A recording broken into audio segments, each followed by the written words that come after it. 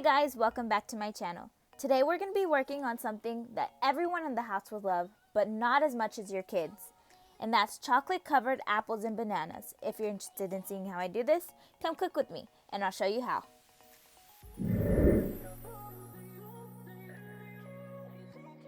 Now let's get started with those ingredients. You're going to need some bananas,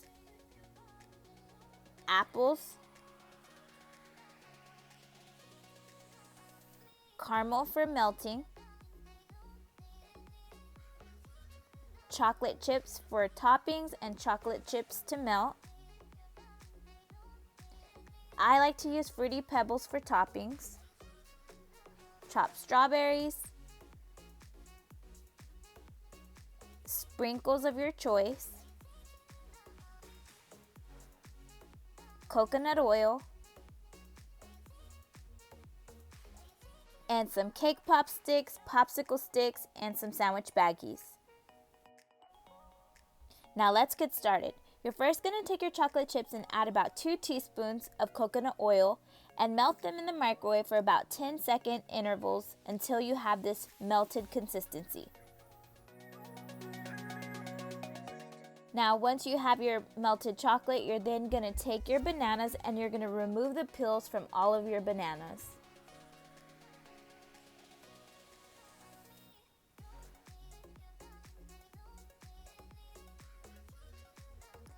Now that we have our bananas unpeeled, we're then going to cut them in half. And from there, we're going to get popsicle sticks and we're just going to stick it into the banana, not all the way because we do not want to break our bananas.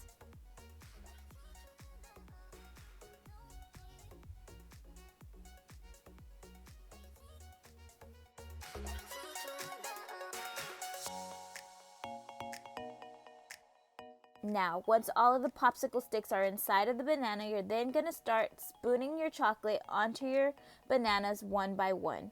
And I find that it works a lot better instead of dipping the banana into chocolate, because if you dip it, it tends to fall off the stick. So just spoon it all over the banana, and then you'll see that it gets covered, and you're going to want to try to shake off the excess as much as you can because it could tend to get a little messy at times. Now, once you've shaken off the excess chocolate off of the banana, you're then going to want to start taking the toppings and start placing it all over the chocolate covered banana. So on this one, I put some sprinkles all over it, and those tend to get a little messy, so just be careful.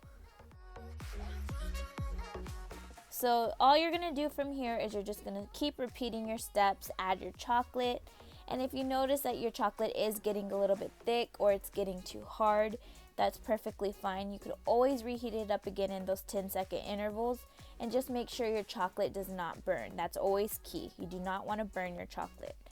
But after you place your chocolate, you're just going to put on your toppings, and this is something that the kids can help you with, especially since they're home with us.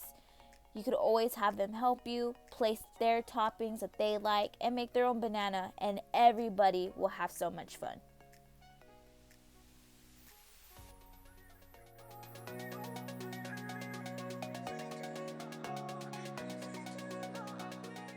Now sometimes you might get some chocolate that spills off of your banana or some toppings that might fall off of the banana.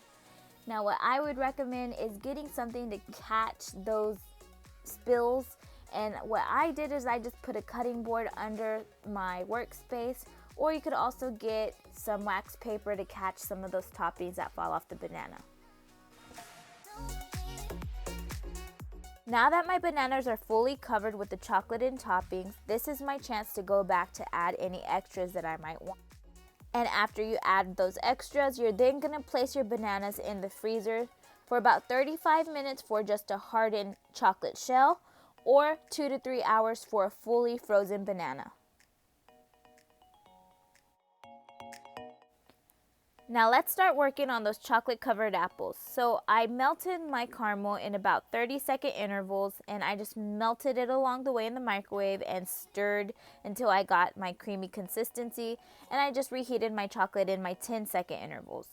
So what I'm going to do with my apples is I'm going to cut off a side, and what I'm looking for is a perfect round. So I'm cutting off my side, cutting it one more time to where I get to the seed, and I'll get my perfect round. Now you can cut off the skin if you want to. Just I would use a knife or a potato peeler for that. But you're going to then get your popsicle stick, or you could even use a Cakepop stick, and you're going to stick it inside the apple. So here's another perfect round, and I'm just going to puncture, and on this one I'm going to use a Cakepop stick. So after I put my stick in, I'm then going to get my chocolate, and I'm going to start spreading it with my spoon all over my apple.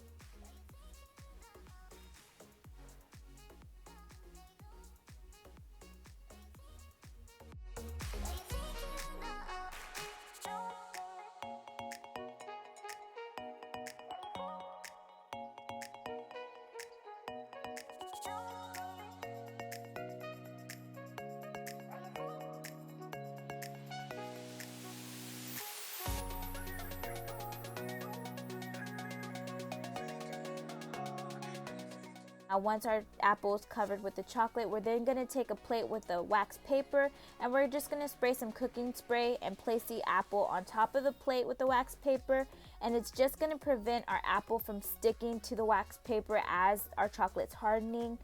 Now we didn't have to worry about that with the bananas because those are fully coated all around with our toppings, but these are only going to be coated on the tops. So I'm just going to repeat the process with my chocolate and cover my apple. And then I'm just going to place it onto my plate with the wax paper.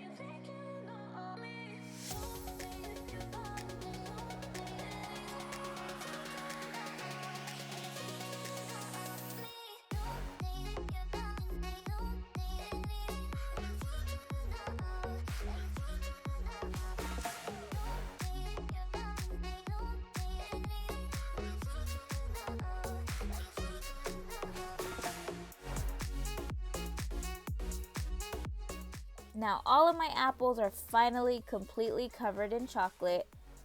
So my next step is getting my caramel that I had heated up, and at this point it might be a little bit thick again from sitting while we were covering up our chocolate covered apples. So you're just going to want to heat that up for 30 seconds to get it to this thinned out consistency again.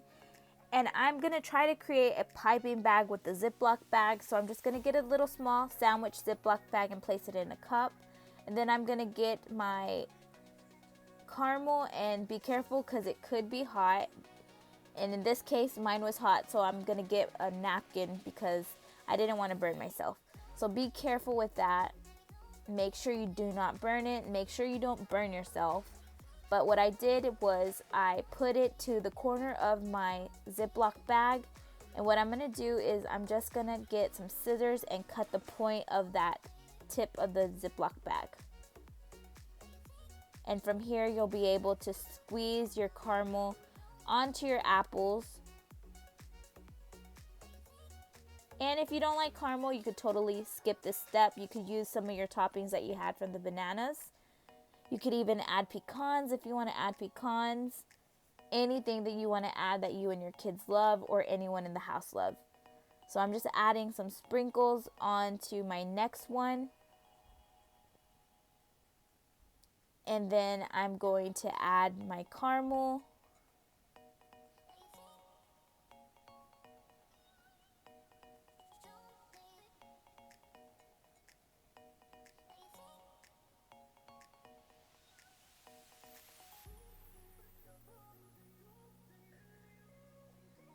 And then on my first one, I'm going to go back and add some chocolate chips to it.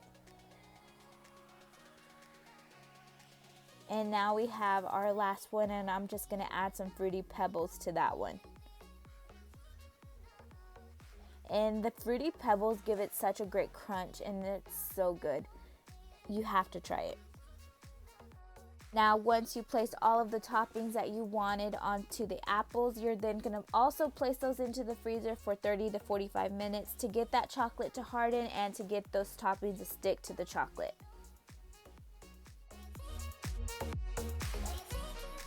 Now here we are at our 35 to 45 minute mark. Our bananas are completely hardened in the chocolate area. The toppings are fully intact. And our apples as well, they are completely hardened and they look beautiful.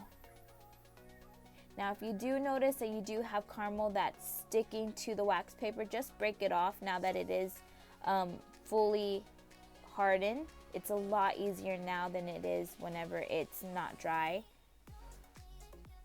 But take a look at them. They are ready to be served.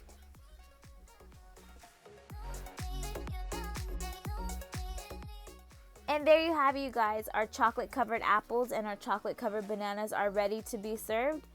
This is one of my favorite things to do with the kids in the kitchen. They really enjoy throwing all of their favorite toppings on these things, and they eat them all till they're gone. These do not last. They're always a hit. I hope you and your family enjoy them. Let me know down in the comments how y'all like them, what y'all added to them so we could get ideas for next time. If you like this video, please give it a big thumbs up. If you're not already a part of my cooking family, go ahead and hit that subscribe button. But until then, I'll cook with you later. Bye guys.